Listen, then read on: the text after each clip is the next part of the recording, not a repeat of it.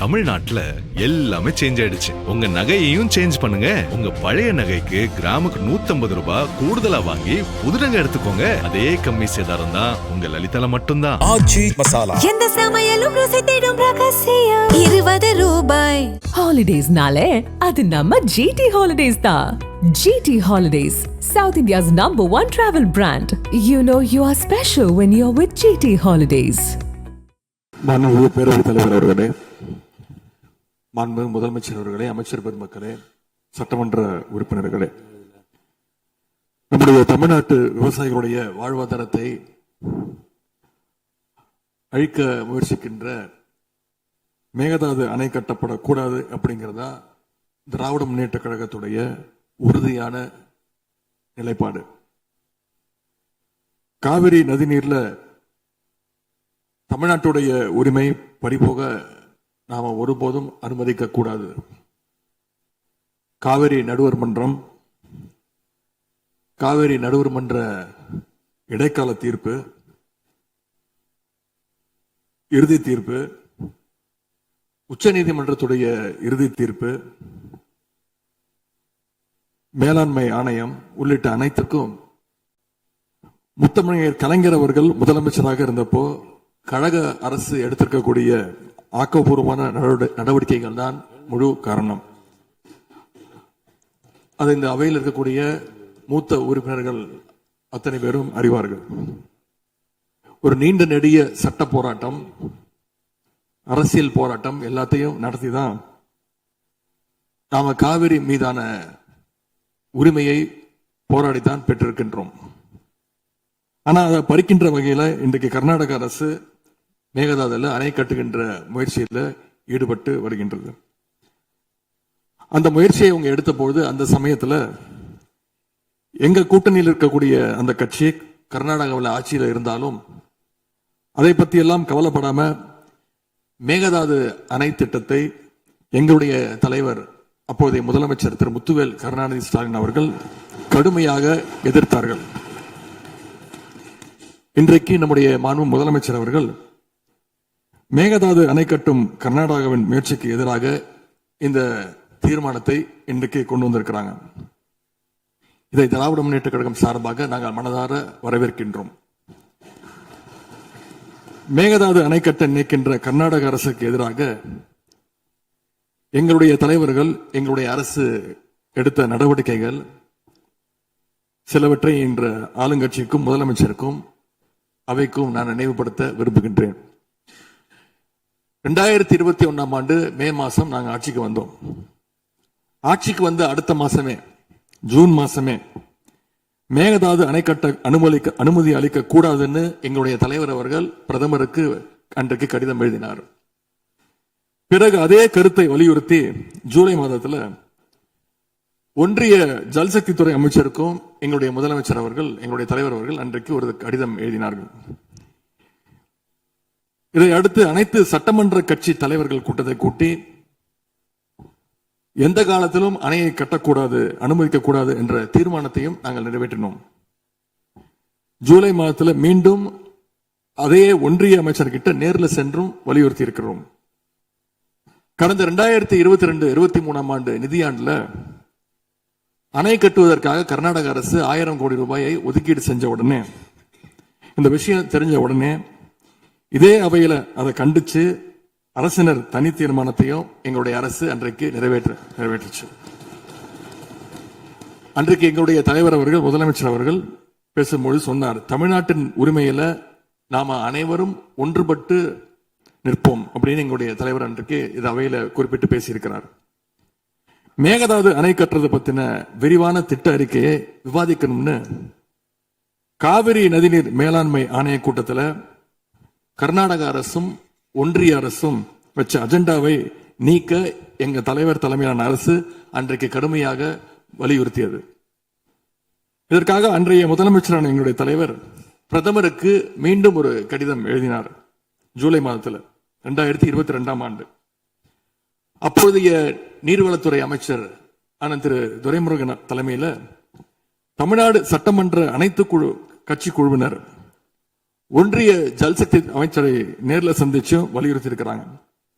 இப்படி நம்முடைய தொடர் எதிர்ப்பின் காரணமாகத்தான் மேகதாது அணையுடைய டீடைல்டு ப்ராஜெக்ட் ரிப்போர்ட் பிப்ரவரி மாதம் மத்திய நீர்வள ஆணையத்திற்கு மீண்டும் திருப்பி அனுப்பப்பட்டது. மேலும் கழக அரசுடைய எதிர்ப்பால மேகதாது அணையுடைய டேர்ம்ஸ் ஆஃப் ரெஃபரன்ஸை தன்னுடைய திட்டப்பட்டியலில் இருந்து ஒன்றிய சுற்றுச்சூழல் அமைச்சகமும் நீக்கினாங்க. அது மட்டும் இல்லாமல் 2024 ஆண்டு நவம்பர் மாதம் ஒன்றிய சுற்றுச்சூழல் அமைச்சர் எங்களுடைய அரசினுடைய நீர்வளத்துறை அமைச்சருக்கு ஒரு கடிதம் அனுப்பியிருந்தார். அவர் எழுதியிருக்கக்கூடிய அந்த கடிதத்தில் இரு மாநிலங்களுக்கு இடையே சுமூக தீர்வு எட்டப்பட்ட பிறகுதான், அதாவது டேர்ம்ஸ் ஆஃப் ரெஃபரன்ஸ் அனுமதி பற்றி ஆலோசிக்கப்படும் என்று அந்த கடிதத்தில் குறிப்பிட்டு எழுதியிருக்கின்றார். மேகதாது அணை தொடர்பாக கர்நாடக அரசு விரிவான திட்ட அறிக்கை டீடைல்டு ப்ராஜெக்ட் ரிப்போர்ட் சமர்ப்பிக்கல அப்படிங்கிறது தான் எங்களுடைய கழக அரசு இருந்த வரையிலான நிலைமை. திராவிட முன்னேற்ற கழக அரசும் எங்களுடைய தலைவரும் தைரியமாக தமிழ்நாட்டின் எதிர்ப்பை பதிவு செஞ்சதுனால தான் இது சாத்தியமாச்சு என்பதை இந்த மாமன்றத்தில் நான் மீண்டும் பதிய வைக்க விரும்புகின்றேன்.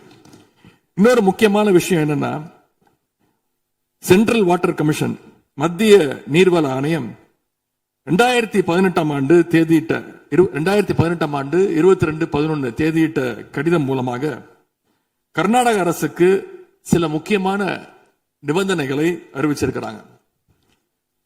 முதலாவது கண்டிஷன் என்னன்னா, மேகதாது அணை கட்ட மத்திய நீர்வள ஆணையம் நிபந்தனையற்ற அனுமதி எதுவும் கொடுக்கவில்லை.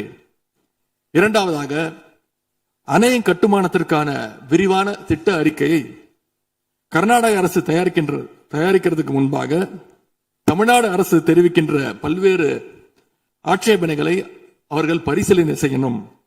மூன்றாவதாக, மத்திய மின்வாரிய ஆணையத்திடமும் சம்பந்தப்பட்ட மாநிலத்தில் இருக்கக்கூடிய மத்திய நீர்வள ஆணைய யூனிட் கிட்டையும் கலந்து ஆலோசனை செய்ய வேண்டும். இது எல்லாத்திற்கும் மேலாக காவிரி வாட்டர் மேனேஜ்மெண்ட் அத்தாரிட்டியுடைய முன் அனுமதியையும் பெறணும் அப்படின்னு அந்த கடிதத்தில் தெளிவாக எழுதியிருக்கிறாங்க. எனவே மாண்புமிகு பேரவைத் தலைவர் அவர்களே, இந்த அரசு இதையெல்லாம் ஒன்றிய அரசு கிட்ட உறுதியாக எடுத்து பேசி காவிரியில நம்முடைய தமிழ்நாட்டுடைய உரிமையை நம்ம அனைவரும் சேர்ந்து நிலைநாட்டிட வேண்டும். இன்னொரு முக்கியமான விஷயத்தையும் இங்கே நான் பதிய வைக்க விரும்புகின்றேன்.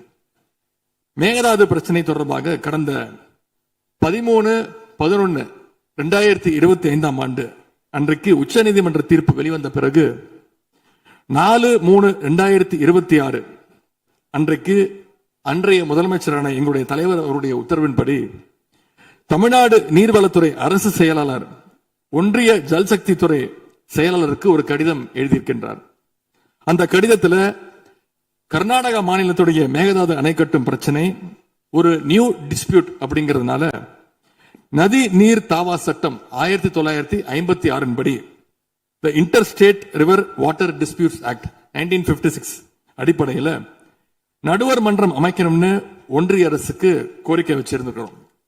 ஆகவே இந்த அரசு இப்ப கொண்டு வந்திருக்கக்கூடிய அந்த தீர்மானத்தில் மேகதாது அணை கட்டுறது தொடர்பாக தமிழ்நாடு அரசு மார்ச் 4ஆம் தேதி 2026 ஆண்டு அன்றைக்கு எழுதின கடிதத்தில் கேட்டுக்கிட்டபடி மாநிலங்களுக்கு இடையிலான நதிநீர் தாவா சட்டம் 1956 பிரிவு 4 கீழே அந்த அடிப்படையில் புதிய நடுவர் மன்றம் அமைக்க வேண்டும் என ஒன்றிய அரசை இப்பேரவை வலியுறுத்துகிறது அப்படிங்கிறத என்னுடைய பெயரில் கொடுக்கப்பட்டிருக்கக்கூடிய அந்த திருத்தத்தை சேர்க்க வேண்டும் என்று உங்களை நான் கேட்டுக்கொள்கின்றேன். கர்நாடகா மேகதாது அணை கட்டுறதை தடுக்க சட்ட ரீதியாகவும் பிரதமர் மூலமாகவும் இந்த அரசு எடுக்கின்ற அனைத்து முயற்சிகளுக்கும் திராவிட முன்னேற்ற கழகம் நிச்சயமாக துணை நிற்கும். மேகதாது அணை கட்ட முயற்சிக்கக்கூடிய கர்நாடக அரசை நாம அனைவரும் சேர்ந்து ஒற்றுமையாக இருந்து தடுத்து நிறுத்துவோம் என்று கூறி இந்த தீர்மானத்திற்கு எங்களுடைய முழு ஆதரவை நாங்கள் தெரிவித்துக் கொள்கின்றோம். மாண்பு பேரவைத் தலைவர் அவர்களே, அதே போல இந்த ஆண்டு ஜூன் 12ஆம் தேதி மேட்டூர் அணையை திறக்காதனால இன்னைக்கு டெல்டா விவசாயிகள் கஷ்டத்துல இருக்கிறாங்க. குறுவை சாகுபடி இன்றைக்கு பாதிக்கப்பட்டிருக்கு. அடுத்து நடக்க இருக்கக்கூடிய காவிரி வாட்டர் மேனேஜ்மெண்ட் அத்தாரிட்டி கூட்டத்தில் இது தொடர்பாக தமிழ்நாடு அரசு நம்முடைய தரப்பு நியாயங்கள் எல்லாம் எடுத்து வச்சு நமக்குரிய நீரை விரைவா பெற்று தரணும்னு அந்த விவசாயிகள் சார்பாக இந்த அவையை நான் கேட்டுக்கொள்கின்றேன். இறுதியாக எங்களுடைய கழக தலைவர் அவருடைய அறிவுறுத்தலின் பேரில் ஒரு முக்கியமான வேண்டுகோளையும் நம்முடைய முதலமைச்சர் அவர்களுக்கு நான் வைக்க விரும்புகின்றேன். இன்றைக்கு நாம நிறைவேற்றுகின்ற இந்த தீர்மானம் மிக முக்கியமான ஒரு தீர்மானம். இந்த தீர்மானத்தை கடிதம் மூலமாக ஒன்றிய அரசுக்கு அனுப்பி வைப்பதற்கு பதிலாக தமிழ்நாட்டுடைய அனைத்து சட்டமன்ற கட்சி உறுப்பினர்களும் நாடாளுமன்ற உறுப்பினர்களும் சேர்ந்து ஒரு குழுவாக போய் ஒன்றிய அரசு கிட்ட கொடுத்து நம்முடைய ஒற்றுமையை நாம வெளிப்படுத்த வேண்டும் என்று கேட்டுக்கொள்கின்றேன். அதற்கு திராவிட முன்னேற்ற கழகம் தயாராக இருக்கின்றது. அரசியல் வேறுபாடுகளை எல்லாம் கடந்து செயல்பட இந்த அரசும் முன்வரணும்னு எங்களுடைய தலைவரின் சார்பாக கேட்டுக்கொண்டு தீர்மானத்தை முழு மனதாக ஆதரித்து அமைகின்றேன். நன்றி, வணக்கம். அவை முன்னவர் அவர்கள் மெத்தன போக்கு என்ற வார்த்தை நீக்கப்பட வேண்டும் என்று கோரினார். அவை நடவடிக்கை குறிப்பை பார்த்து பின்னர் அது பற்றி முடிவெடுக்கப்படும். பதிலுரை மாண்புமிகு முதலமைச்சர் அவர்கள்.